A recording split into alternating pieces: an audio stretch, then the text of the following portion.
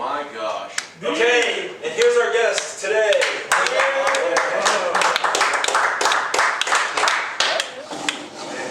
So, take a seat wherever you want. Great to see you. So, Obama came and visited me yesterday. He got clearance from his doctor. What's up, player? He got clearance that he's allowed to start easing his way back into work. So he's going to start being back up there in the north. Good morning. Between physical therapy and as he goes on.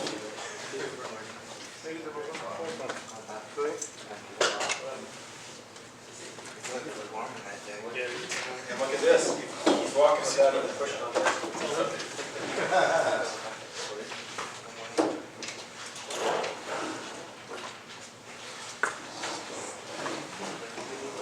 Okay.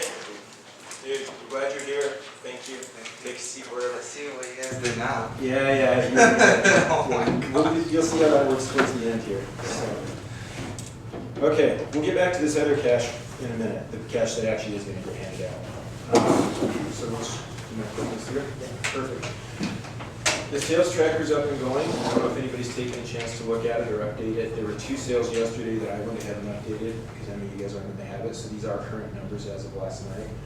So all stores, you can just look at the numbers. We sold 29. That puts us on pace for 87. No bueno. On track for 150,000. We're a third of the way through the month, exactly. So, okay. Then you can break it down more. That was just all of us combined. By store, you can see where we're at. So we just put the 50,000 goal at each store to keep it simple. You can see currently where each store is and what they're on pace for. So we do have main lot on pace to exceed the goal by a couple grand, a few grand. Okay. Thoughts? I've seen them all, so like Clint mentioned last week, to me, I've seen it because I set it up. If you guys want to look at it closer, it's one lot on the okay? Now if we want to break it down a little further and see where we reach at individually, I may set it up to sort this by order, but right now just find your name. You'll see that you've sold 5. If you're Ricky, good job Ricky, or whatever it is, and what you're on pace for. So it looks like Ricky and Blus, good job Blus, are on track for 15. So Enrique, that's right. So, you know, again, it puts us on track for that same 87, which we got to figure out. You know, luckily we're right on the edge of a weekend, and that always boosts things up. But, okay. Quickly, just when you're entering the information, I want to show you, I know these meetings aren't for that, so this will be very, very quickly, but each lot has a sheet like this. You'll type in the date sold, the date the car was bought, because that's going to calculate how old it is. Basic year, make, and model. Right now we haven't talked a lot about splits on deals, but if you did a split, you'd put one person's name here, the other one's there. Retail or wholesale. Type in the front end gross off of Finance Express. These numbers are going to calculate automatically once you enter this, and this is just obvious. If there was a doc fee, put the doc fee. If there was a warranty or gap, put the cost, put the price you sold it at. It'll calculate the back end, and it'll calculate the total, and it'll match. As I entered all these, they all matched. So again, it just shows current front end gross 9,800, back end 81, on currently 18 grand, tracking for that, averages. So for main lot I picked because they were doing the best as far as totals. 1,100 front has been the average on those 9 deals, 900 back on those 9 deals. 18 days to go. If you enter a Magic Hat deal that was a loss, so this actual real number on this Veloster, I don't remember, was maybe like negative 1,515 bucks. Enter negative 395 instead of the negative 1,500. The doc fee balances that to the 0 that we agreed to. Back end profit gets added, and then it'll show you the numbers that you're going to get paid on. So this is more, so you can really know what you're looking at as far as, okay, this is what we're going to settle out at the end of the month at the rate we're going. So, does that make sense? Okay. So negative 395 on anything that's more than it's basically less. Next one. Okay. All right, so here's where we're at. Okay,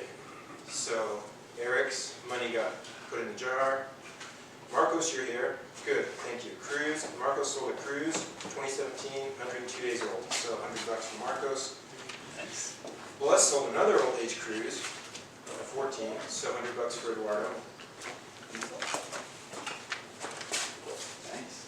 Ricky cranks these old age cars. another Ram 1500. Okay, Tom's Tacoma money went in there. Ricky has another Ram for 2,500 this time. And that's all I meant, right? Thanks. Good, because Corey isn't in here. So we'll keep doing this for a second, see how it goes. But again, gotta get them funded. So those are all funded deals. Okay. Give yourself a hand. Nice job. This is the list of old age that's been sold since we started doing it. So I'm just keeping track once they've been paid. Okay. All right. Guess who it is in the picture? So this is me playing with one of Clint's toys. Proof that I've been doing it my whole life. Toys just got more expensive. So I'm going to let you guys in for real. This is not a yarn that I'm spinning. This is a real story about something in my and Clint's family history that even a lot of probably our brothers and sisters, we're the oldest. We're both the oldest in our families. I don't know if our younger siblings know this, but our family had a gold mine, and I'm going to talk about that. I'll pass this around. You guys can take it out if you want. This is a 1 ounce American Gold Eagle. I need to get it back because it's worth like $1,600. So we're going to talk about gold. We're going to talk about our family gold mine. It's kind of a cool story. So, all right. So I went 2 in this. My first memory of the gold mine is when I'm about 5. Just so you guys know, a lot of people call Clint my brothers. This is Clint's dad, Ray. This is my dad, Mike. So they're actually brothers. So obviously Clint and I are cousins. This is our grandma, their mom, and her dad owned the gold mine. So we're going to talk about him next. Was that? Yeah, that's not spit money. Okay, so this guy's an old picture is Herbert Allen May. So he's our great-grandfather. So let's go to the next picture. This is him. This was a newspaper article in one of the Las Vegas newspapers when he was 75. It says, "Still lean hard. Allen can spend all day on the saddle and not get sore up." I guess it's all right. But he was, so this is down in the Overton, Nevada area. It's what they call the gold region. And this May family, Allen May, his first name was Herbert, but they called him Allen. He married a girl that was Whitney.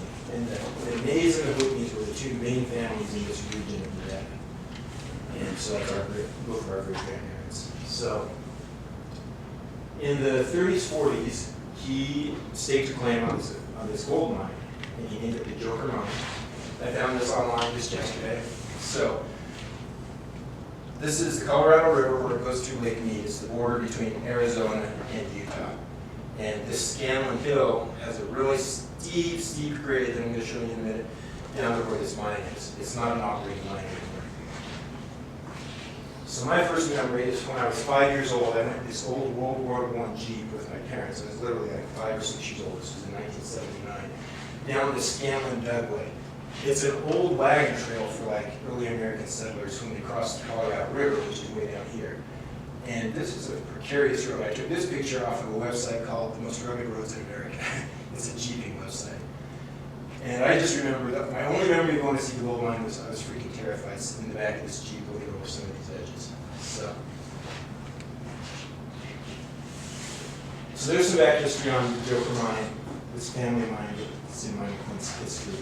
And Clint's going to give us a demonstration of, well, let me back up. On the same trip, and my brothers and sisters don't even know about this. On this same trip, when I was 5 years old, I don't remember this, but I talked to my dad a few days ago about preparing for this meeting. We went down and we found this gold mine. Back in the 30s and 40s, when our great-grandpa had this mine, gold was only worth like $30 an ounce. Today it's worth $1,600 an ounce. Even back in 79, it had gone up quite a bit. So my parents had thought, let's go to the mine and let's find some of the tailings, like the remnants, the dirt and crap that comes out of the pipes and things, because those oftentimes have gold in them. And back then, it wasn't worth enough money. They were looking for big chunks of gold and easy kills, so they kind of just let that stuff go. So my dad gathered up in his shirt and brought out a bunch of the mine tailings, and Clint has them. And he's gonna show you a demonstration. There's probably some gold in it. It's not like this kind of gold, like purified refined gold, it's like ore. But it's cool and it's valuable. So Clint's gonna work with us on how to do that out of the tailings, basically. And Steven brought it over to my house last night, and so I had to practice because, I don't know if you guys have done any gold panning, but, oh, have you? Awesome. Okay, perfect. Well, so you're going to be able to help us. So we're going to kind of do a little bit of gold panning right now and see what we can come up with. So I thought we could work back over there so we can kind of all crowd around here. And I want you guys to get a little bit of a chance. So everyone kind of walk back over here if you don't mind.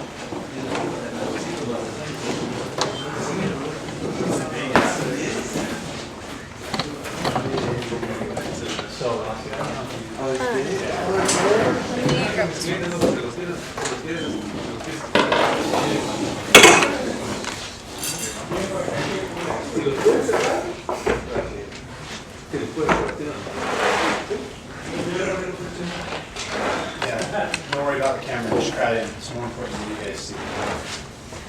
So the way that it works when you're mining for gold, the concept is gold is heavier than the dirt and the other rocks that are around it. So these pans that you use have ridges that kind of catch the gold. So you put some dirt in the bottom, you add water, and that's kind of the sifting agent. And then, so we'll just kind of do it. So water is kind of the key. So you've got smaller ridges on one side, bigger ridges on the other side, so you can kind of use that to sort the different things. So you're going to kind of give a swirling action. What that does is it has the gold, the heavier part, sink to the bottom. Okay? And then you start letting the water and some of the gravel go over the sides. Okay? And when you run out of water, you gotta get some more water. And the idea is that the bad stuff's gonna eventually get out. And then the bad stuff is going out. So you can look down here and you can see, oh, there's some dirt, some bark, and some rocks coming up over the edge. You know, some of these bigger, heavier rocks, you might want to throw those out. Let's get one more scoop. Interesting.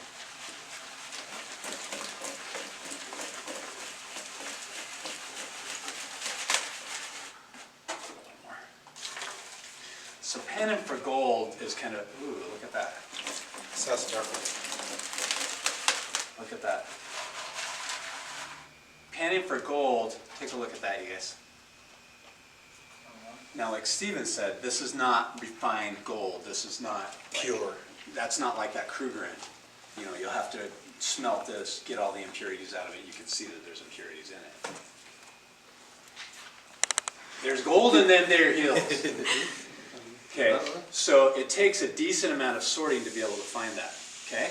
And this is even after it is, like this wasn't just random dirt. This is like dirt that came from a gold mine.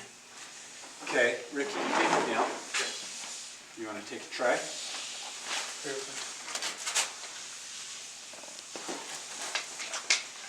So, I'm going to start you out. Just a couple of spoonfuls. Let's get you some water. Does he get to keep anything he finds? You can keep whatever you find. You have to go pay for like a chemical assay to figure out the actual gold content. You know how to check the hand? It's got a good score. Oh,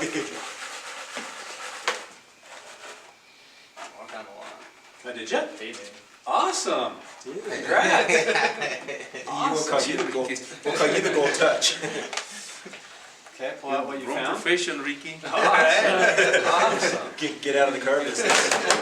Go mine business. Bro. I'll try that.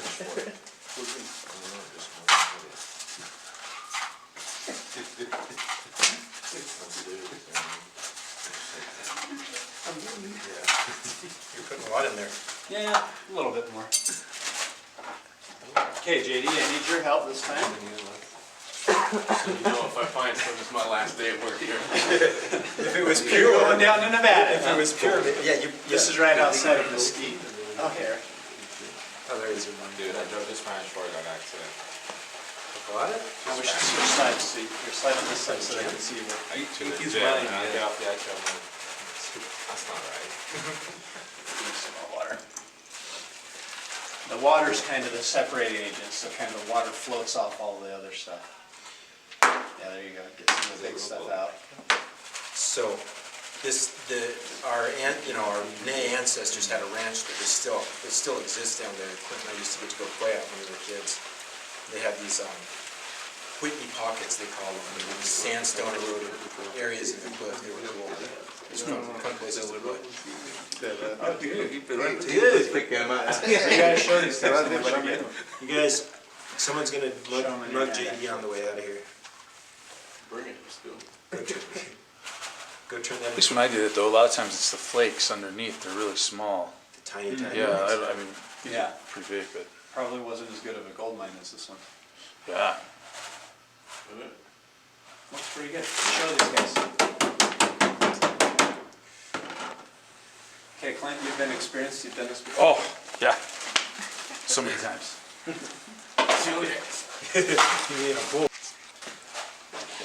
just a little sore. These guys know why. Why? You didn't see the video? No. Yeah, dude, I slipped on the ice in the parking lot. Oh, Oh, I thought you were talking about the other video. someone else That's okay. okay. Yesterday, it's on video, it's awesome. They got it on security cameras. No. Ate crap. Oh, you know how to work Your yours, house you or know how to what? work mine? This here. Huh? That's okay. How did I get it? Hacked it? Oh, don't see. I'm an idiot when it comes to that stuff. I'll punch you in the face. So how much you pay? What's that? How much you pay the hacker for it? Me, I did it. Oh, you did it? Yeah. Yeah, I don't yeah. know if you missed stuff that way, but that's what I've seen done. All right, give me some more. Oh, I see one. They will say, I think it was the automatic email and the phone number or something like that. Oh, really? So I figured it went to like a default. I haven't changed it yet. Even 'cause though I'm scared that's to. Yeah. But now you have your found own a plan? password and everything now? Well, I haven't set up the new passwords. I just put in like this super password, like it was weird. I figured I had it wrong. Damn thieves. The one plus of your vendetta is it's getting publicity, because I keep having random people say, man, I'm sorry about your lot. No kidding. Yeah, I mean, semi-random, people I Right. know, but Yeah, yeah. I never really talk to about Well, I it. got one. There's two. Looks like you never done it before. Keep working it. Keep working it, bro. Check it out. Check it out, baby. There it is.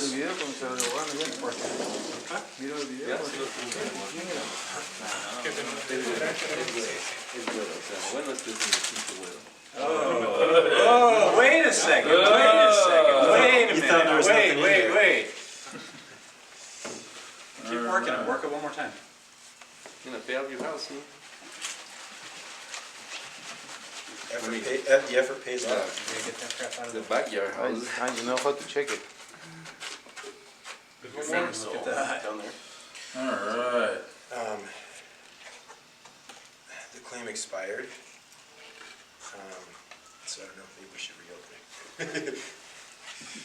Let's just all go down there for one weekend. It is really cool. It's a cool area.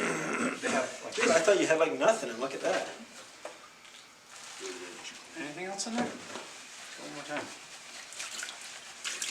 Get some more crap out of there.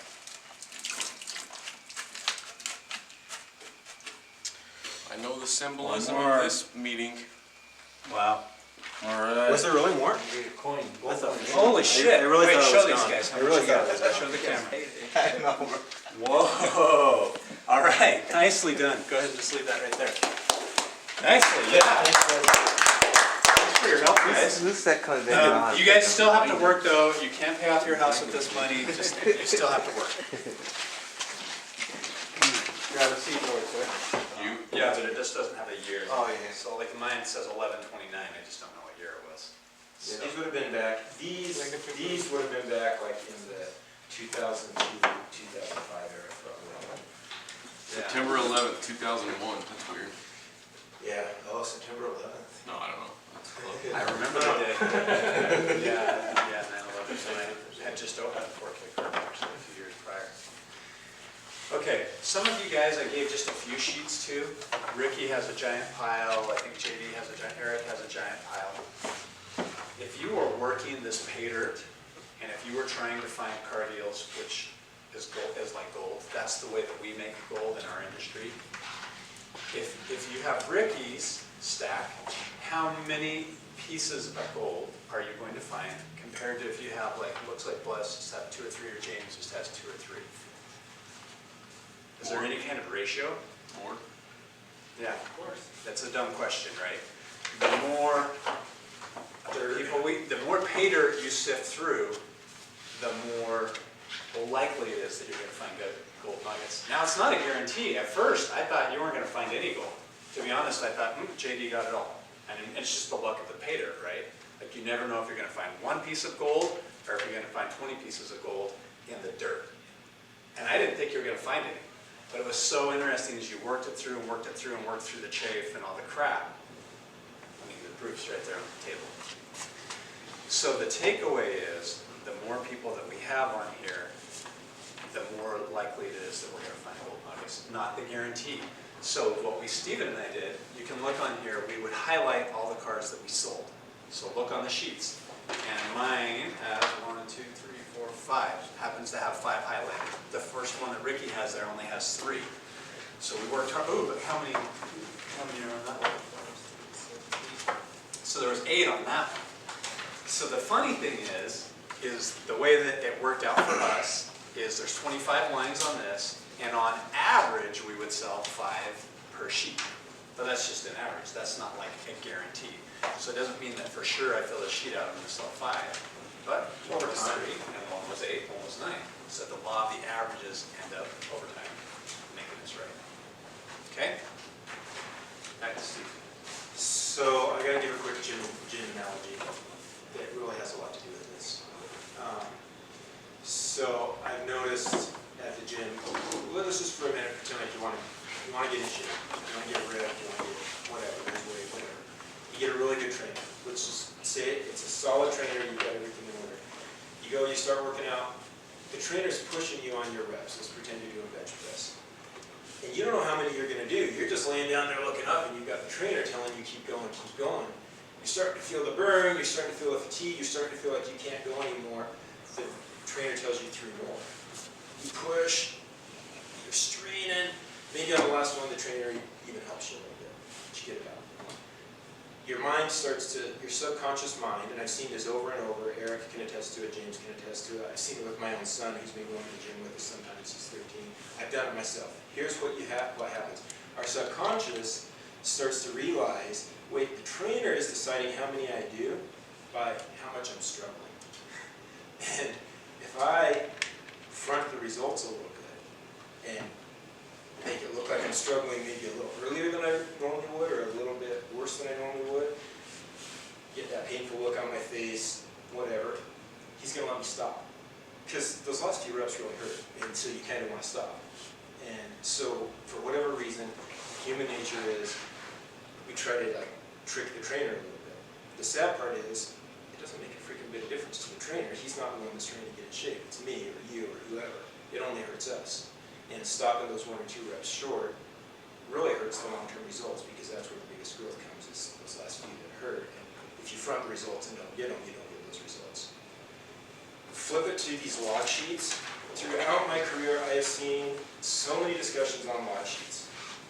I've been in a system at new car stores where they like blocked off the entire lot, so there was only one way into the lot for customers. They had to go through one door, they got met by one receptionist, and then she channeled them over to a massive company log sheet. And they log them, and you were sitting there in like a little bullpen. If it was your turn to go next, you were sitting there in a chair, and then if you were the next guy in the chair, you got that customer. Because they really were like keeping track close. I've been in other stores where they didn't pay attention at all. Here's the things that I've seen on log sheets that can be negatives. And let's just get them out right out in the open right now. That I've seen cause us to want to do like you could potentially do in the gym and fake the results to make yourself feel less pain. Imagine that I have 10 of these log sheets and I only got to highlight about 1 on average. So I sold like 1 out of 25. What's the owner, what's the manager going to say to me? I'll tell you what they're going to say. because I've already had it said to me. They're gonna say, you freaking suck, you're burning through the ups, you're a lot whore. If you don't close more deals, we're not gonna let you talk to any more customers. You're wasting these people. That's what you're gonna hear. So then your subconscious says, okay, I can fix this problem. I write less people on this list. Maybe I'll only write the ones that I'm really likely to sell. And then I'll highlight this many and they'll say, good job, Steve, you closed 1/3 of your customers, you're awesome. And then I can feel good about myself. But who did I really hurt? I wrote 1 sheet of customers, but I really talked to 3 sheets of customers. Now, 2 out of my 3 sheets, I don't have information on. I don't follow up on it. I don't get the goal. I don't make the money. So, Clint and I talked that through. We do not want to use these log sheets in a way that will cause us that type of situation. We want to use these log sheets just like Clint said. The more dirt you have in your sifting pan, the more likely you are to find gold. The more people we write on this list, the more likely we are to sell cars and make money. So with that in mind, it kind of becomes a trust factor. If we're not, going to have a lot of accountability and be like doing ratios and closing, percentages and all that crap, then what good are they? And that's where the trust comes in. The good is what we each do with the people we write down here. That's what we're going to talk about most of the rest of this meeting is who do you write on the sheet and then what the freak do you do with them afterwards? Because if you just write them on a sheet and they just sit on the corner of your desk, then it's just like a box full of dirt that never gets sifted, never gets panned. Like it's useless. So we're going to start a discussion. Really, some basic strategies that Clint and I threw down that we think are good. You guys are going to have your own that are good. I kid you not, like in my profession, and I really was good at selling cars. I look back, this is 20-year-old information. I was like a kid. I was like 22 years old. Why did I go to this kind of effort at that age? Like what caused that? And I can tell you kind of the story in a few minutes if you want. It just made a difference. It made the biggest difference in my career. Out of every single thing, this made the biggest difference. So we'll kind of talk that through in our discussion. But basically, let's figure out how to use this tool to the best of our ability with some of these ideas. And maybe one quick comment that kind of goes without saying that we didn't put on here is we need to get some way of contacting the customer on the log sheet. So we need to either get a phone number or an email, right? We're gonna, and most of the contacts, Instagram or whatever works. some way, yeah. If there are friends on social media, yeah, because we do get a bunch of Facebook leads. That's a great point. We need to have some way to be able to recontact them, and that's what this log sheet is about. So, and the other thing is, we need to have the information all in one place. I know that James has Post-it notes everywhere, and maybe that works for him. But for most people, Post-it notes get lost. So if you don't have it in one very clear, concise place, it's really, really hard to pan the gold. If the pay dirt's not in the gold pan, you can't sift it. So if we can kind of keep track of it all in one spot. So that's what we're going to. Here's the new list. We've barely created this. This is going to be Automax, the official Automax log sheet. And our goal with every freaking person that we talk to is to get the customer's name and a contact information. So I was over at Springville. I can't remember if it was JD or Marcos or Esteban. Who was there that time that I went out to someone that was on a Chevy Equinox? Oh, yeah. The time that you did get the phone number, then you went back. Yeah. I think it was those. I think it was the first time we were meeting with Marcos. I can't remember who was there. You guys will probably remember. So I conversation or whatever. So I grabbed their log sheet. I walk out there. I get the guy's number and no. I didn't get his number. I got his name. I read it on the log sheet. I come back in. And I'm like, wait, I freaking suck. I didn't get the. That was me. You were there? Yeah. I didn't get the guy's phone number.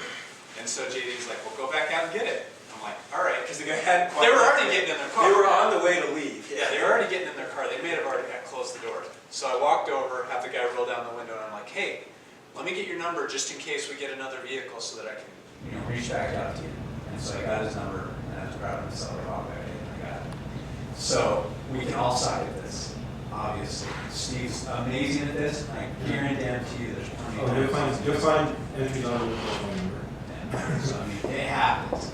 But if we make it our number one goal, no matter what, every freaking person we talk to get them on the sheet.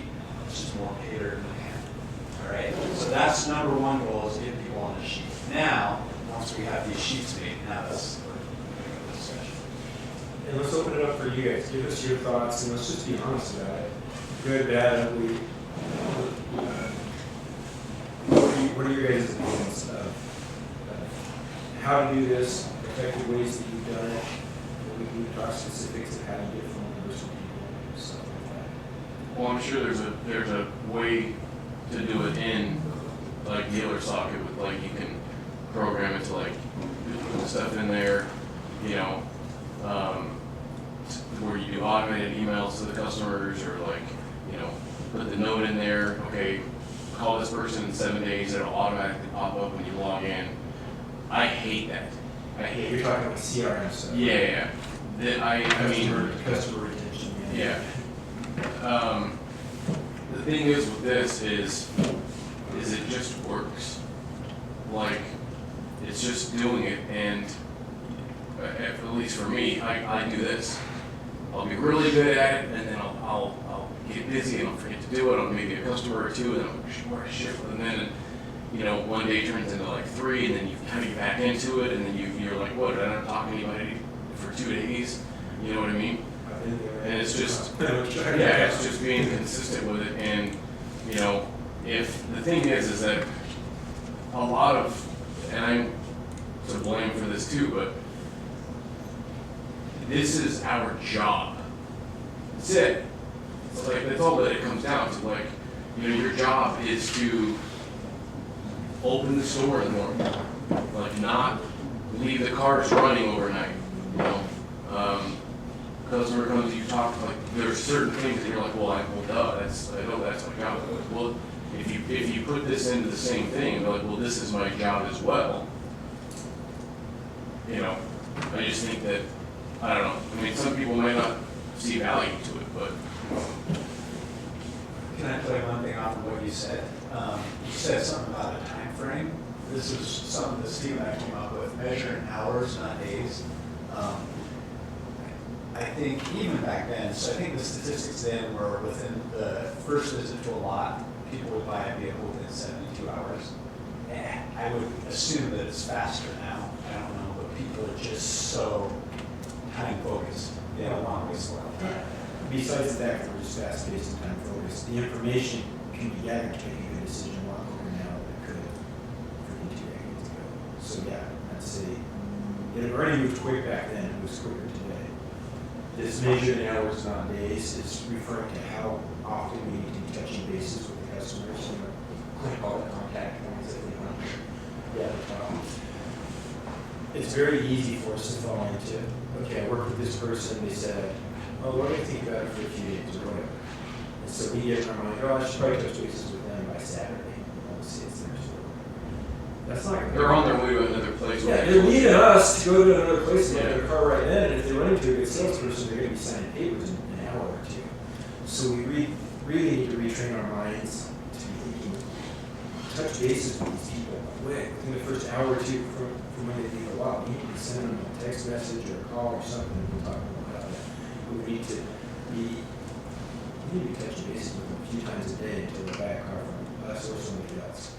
And if you wait a few days, game over. I want to get your guys' opinion about that, just real world. How frequently does it feel like we've been following up?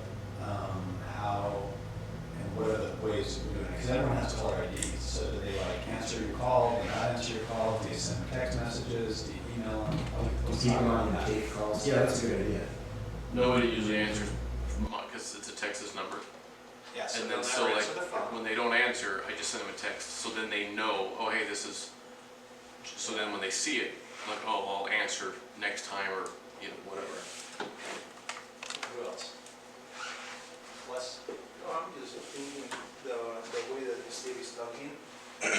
Sometimes customers say, like, hey, you know what, like, I'll be out of the town for a couple of days, so when I come back, I can't believe it. So it feels bad if you start talking to the customer. Because if you start bothering him, he's like, man, I say that I'll be out of the town for 2 days, so why he's calling me? So that usually happens. Or like, hey, you know what, like, I'll be with my wife or whatever, you know,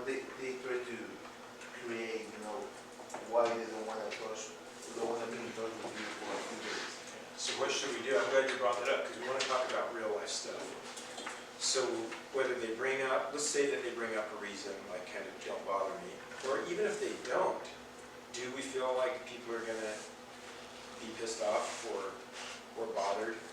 And let's be honest about it, you know, hey, you're just a commission-bred salesperson, like, get off my back, quit texting me, you know, if I wanna buy a car, I'll let you know. Like, let's talk about that. Sometimes. If you're just following, it's like, hey, just touch base with you, you wanna buy that car that you already drove, and you told me you didn't want? Then you're gonna sound like a retard. You know, it's about, you have to create urgency, you have to have some sort of reason, you know, that makes them feel special, like it wasn't just a waste of time. You know, you're not just selling them something, you're advocating for them. Hey, guess what? You know, this car came in, or I know that you didn't want me to call you, I just wanna let you know, we just got a new rate sheet from one of the gradings we do business with, and they lowered their rates 0.25%. Anyways, you know, just something, you know, that like Starts the you have to have an dialogue. excuse, you know. I 100% wholeheartedly agree with you on that. Can we talk more about that right now? Oh, yeah, Gus was gonna say something, but then let's expound on what Marcus Gus was. said. Yeah.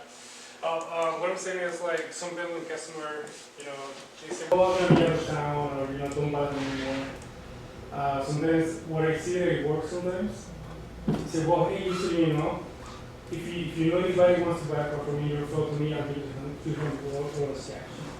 And sometimes they like, oh, you know, they cannot remember you because they $200 referral. And I've been getting the last amount I got 3 referrals. Yeah, I just thought it great. Even if you send someone, I get $200 cash. And sometimes that helps everyone. So that could be a way to kind of overcome that. And another option is, hey, the reason I called you, you know that you told me not to, you know, not to bother you or to call you on these days. The reason I'm calling you is because I remember, I know that this car is going to be moving to a different location. So I just want to make sure to see so that way I can hold it for you to come back.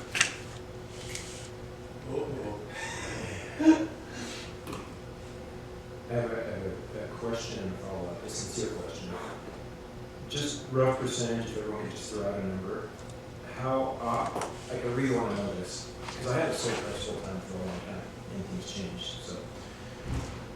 My question is, what percentage of the time, what percentage of customers that you each work with, do you feel like they give you some sort of vibe, either just straight up, hey, I'm gonna be out of town for a few days, don't call me, or even just a veiled vibe of basically don't bother me? Like what percentage of people that you work with basically say don't call me, or don't message me, don't bother me? 20%, 15%. 15, 20, but it's just It's off low. the top of your head, I know we It's don't low. keep track of this. What do you think, Marcos? I mean, I'm just giving somebody else. I don't really mean like that, to be honest. Okay. But I'm just going to see somebody else about the whole thing. Yeah, something like that. What do you think? James, or? Yeah. Okay. Yeah, I mean, I would say typically you're more of a heavy duty internet buyer. You know, they got their notebook out, and they got their 25 cars they're gonna look at. Yeah, they're a spreadsheet. Those kind of people, you're the first one. Yeah, they're ready, they're ready to They already have it, they already have it. They're ready to go. You're the first one, okay? Well, should we go on, here, we can take this discussion a couple ways. Should we talk about those 15 to 20%, or should we talk? I'd love to hear about the other, I'd love to hear about the 80%. So you focus more on. That's my opinion, I mean, We're gonna keep doing this topic for the Oh, next this few is, weeks. yeah, I'm getting more than just today. I want to just pose one question that we don't have to answer right now, but let's just think about it. For this 15 to 20%, whatever it is, ask ourselves sincerely and try to figure out, why are they telling us that? Bad experiences. Well, there could be a lot of reasons, but let's just, I think we should go into that, and I'm gonna make a note, I think we should discuss that more at some point, maybe in another meeting. But for now, let's focus more on the people that are like, fine with getting, you know, obviously nobody wants to be pestered to death, but they're fine with some professional follow-up if you're offering them something, like Clint said. If you're just being an idiot, oh, you want to buy a car? Yeah, nobody wants that. But let's just say that you're being professional, you're bringing something to the table. Let's focus on those people for a minute, and I'm gonna make my note for another discussion. So, based on what Clint said, let's talk about this bottom line here, it says structure reasons for additional contact, let them know. So if, as you're talking to someone, something comes up you don't know the information on currently, that's perfect. That, in your mind, like, hey, this is my excuse to contact them and the reason why they're gonna wanna hear from me. So it may be something like an interest rate or something with financing, and maybe some kind of information on the vehicle, and maybe a different vehicle that, like, oh, I have this vehicle coming in on trade, or it's coming through the shop. Or, and maybe, you know, like the Carfax, some kind of Gas mileage. So like, I mean, a quick example, let's say, Ricky, can you be the customer for a minute? Yeah. Can you just ask me gas mileage on this versa? So what's the gas, what kind of gas mileage does this person get? Dude, that's a great question, Ricky. I haven't ever looked it up exactly. I know they're very economical cars, that's why people buy them. I'll look that up and get back with you about it later, okay? Now we move on. So I gave him an answer, but I also kind of gave myself a reason to follow up with him later. You know, I didn't say, I'm gonna call you at 11 p.m. tonight and tell you it's 33 miles on the freeway and 28 in the city. But I kind of gave myself a little reason to follow up later, and it's at your request. You asked me the question. So that's just an example. So let's talk about that, the additional reasons, like some specific ideas or things that you guys have done that work. Eric, what do you think? I don't know, that's a hard one because a lot of my customers, when they come back, like, they're like, dude, it's been so chill, like, no pressure, nothing like that. That's what I get more of. I just make a really good connection from that first moment. They probably go through down the salesman, they don't like them, they always come back, I feel like a lot of my customers come back. So is that basically saying that there's no reason to follow up? There is a reason to follow up, like, I'll send them a message, just letting them know, like, if I'm really believing that, and I'll be like, hey, we put the gas tank, whatever it is, just something to come back that same day. Yeah, so maybe an additional concession, like, hey, if you didn't buy the car now, I'll give you gas or formats or, yeah, okay, so that could be one. I had a chart that I saw a couple months ago that the guy in my, talking to the guy a little before I found out that he did pest control. And so I texted him afterwards, just asked him, hey, like, who do you reckon? Because he had a company that was like in Colorado or something like that. But anyways, I texted him and asked him about his pest control. Who do you know around here though that won't rip me off? Just like that, it was just an excuse to follow up with him, and then we ended up going back and forth. He gave me the name of a guy. He was like, oh yeah, I gotta come get that truck. And he came about the truck. Ooh, so that was 100% follow-up deal, sale. If you wouldn't have done that, you wouldn't have bought it. Dude, that's awesome. And it reminds me of something I've done. You guys help me think of a way we can put this one in our notes. But as some of you know, I've had rentals kind of for a long time. And so I'm always meeting different people, different trades. So what I've always done, and I get it if you don't have rentals, this won't work, but there's some version of it that can work. I need a painter, I need a drywall, I need a whatever. So I'm a lot asking people what to do for work. Then it's easy to just be like, hey man, if I ever need a drywall work, is that something you could do? And basically, I find a way to seem like you could possibly be a customer of theirs. Now, obviously, you don't. It's amazing how the dynamic changes. But the dynamic changes exactly, and then all of a sudden they're thinking like, oh, They look at you as contemporary, not like sales. yeah, exactly. So we each have to find maybe our own way, but like you can. But yeah, I've used that a ton over the years. So what do you call that? I mean, I'm not saying like fake like you're a customer. Not. Find a way to connect as a mutual customer? I don't know if that makes sense, but that's what I wrote. Okay. Well, and again, that doesn't work for every part and for everybody in the world. Okay. Can we follow up on what Eric said more? As a customer, when I'm buying stuff, I don't want to be pestered. None of you guys do either. So how do we find ways to follow up with somebody without pestering them? Because I agree with what Eric said, a lot of the reviews that you look online for our company, what's that list? A lot of the reviews that you see online for us say, oh, we really like that they were low pressure, but they didn't. Yeah, basically that they didn't pressure me. So is it possible to follow up with somebody without pressure? That's my question. And usually, like, I'll send out a message saying, hey, because we have 7 dealerships, we have 20 salesmen. Is this something you guys are interested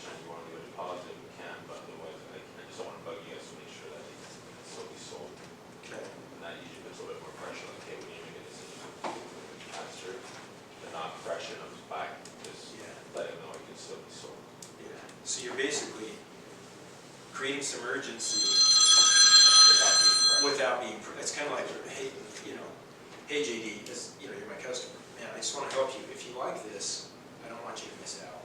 Explain the whole thing Eric said.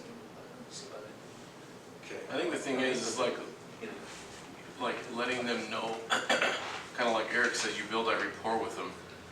More often than not, they're not going to feel, you know, like, yeah, they're not going to feel like, you know, weird about you talking to them or whatever if you build that rapport. If they like you and trust you. Yeah, if they come in and they're like, yeah, can I look at this car? You're like, yeah, go look at it. And then they come back in and they're like, yeah, we're going to keep going. We just look somewhere else. Okay, see you later.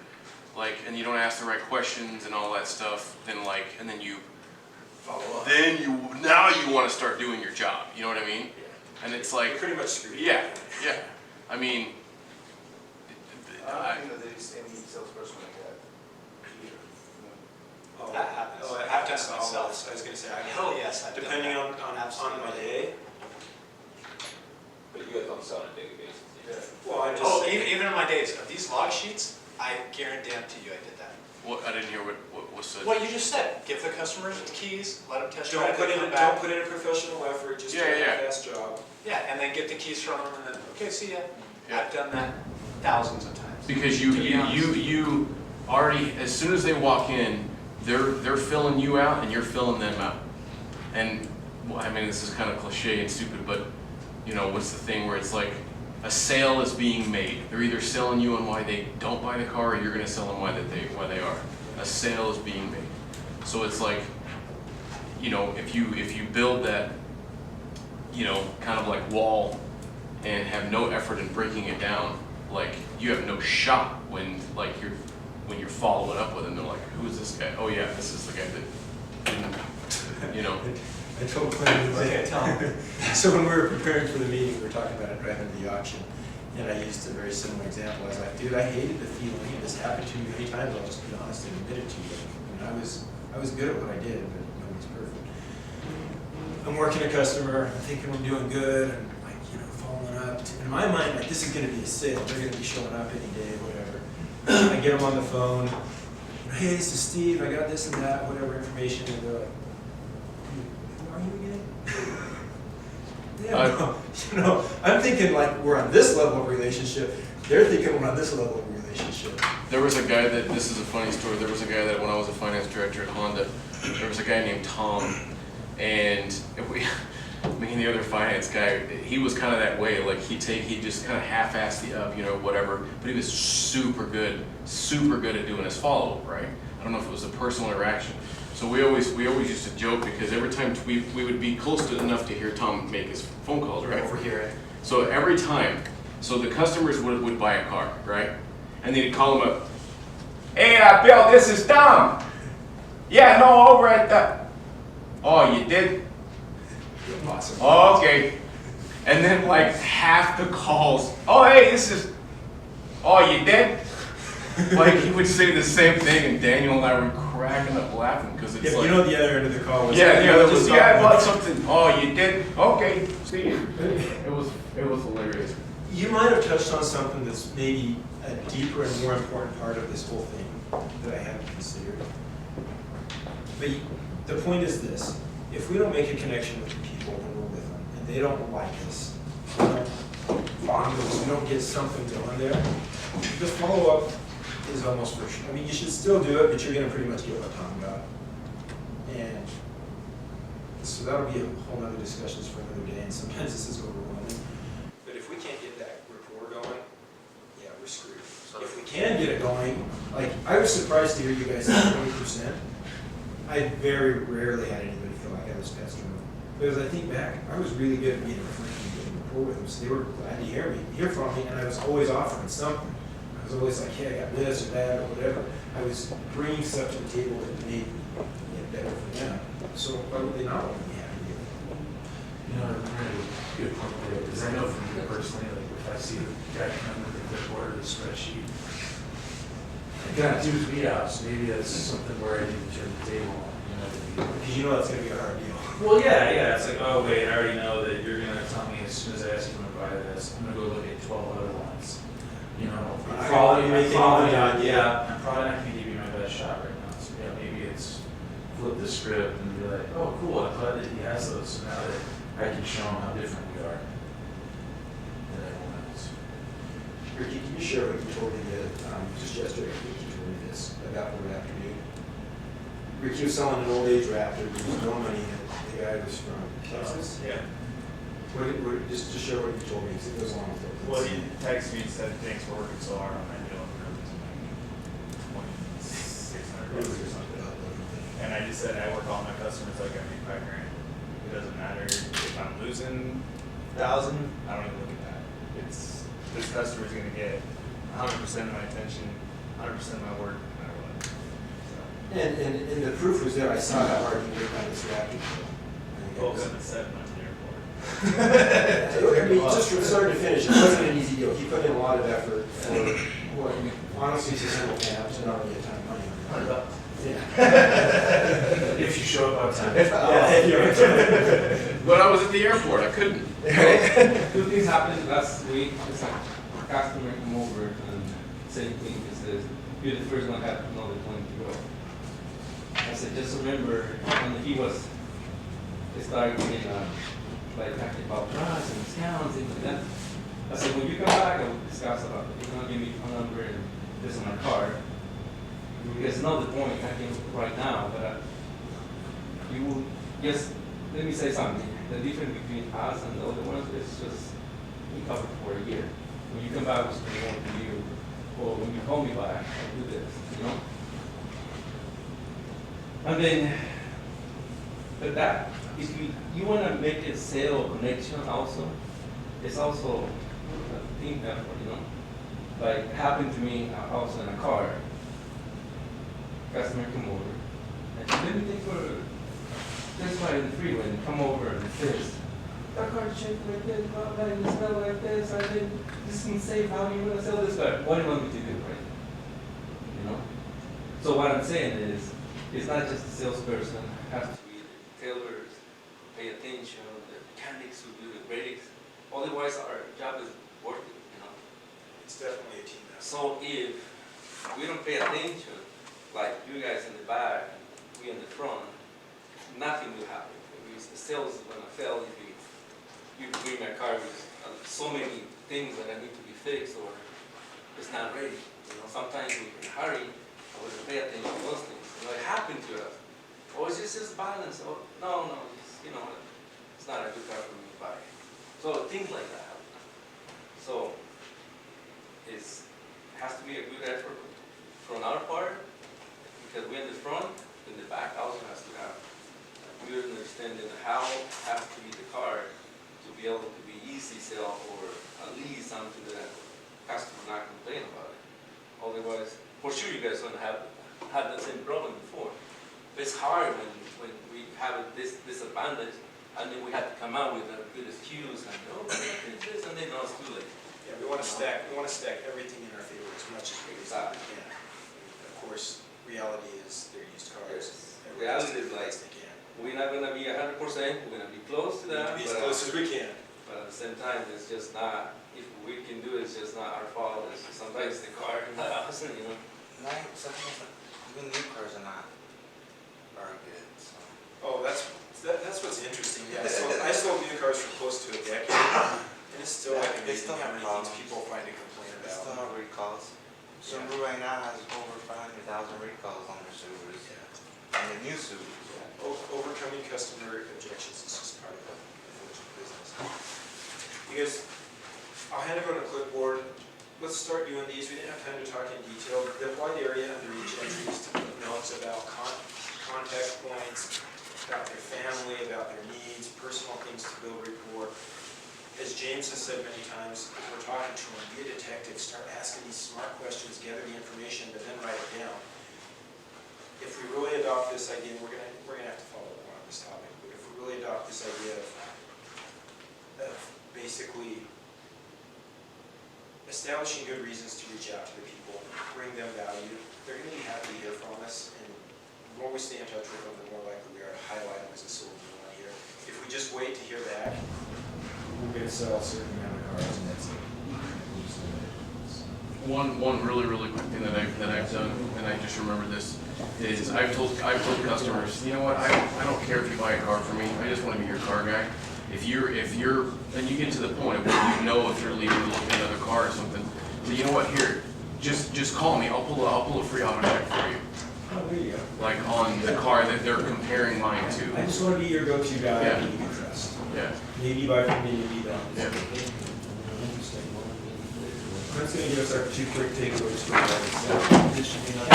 So, here's the takeaway for this meeting, and obviously, I feel like we've barely scratched the surface. 2 takeaways are, the more dirt we get into our pan, the bigger our pile of gold is. And the dirt in our pan is people on this log sheet. Okay, so that's the takeaway. The more dirt in the pan, the more that we can find gold nuggets. And then the other takeaway, especially from Clint, and I don't know if you guys thought the same way, the more you sift that, the more you're gonna find. And sifting it means calling them back, reaching back out to them. Finding ways, yeah. More dirt in the pan, more people on the sheet, equals more gold nuggets. And the way to find those gold nuggets is by contacting them, working them, following back up, working it just like we did. Okay, we're gonna talk about this for the next few weeks. There's a ton more to be learned, but thanks for being here, and let's sharpen them swords. So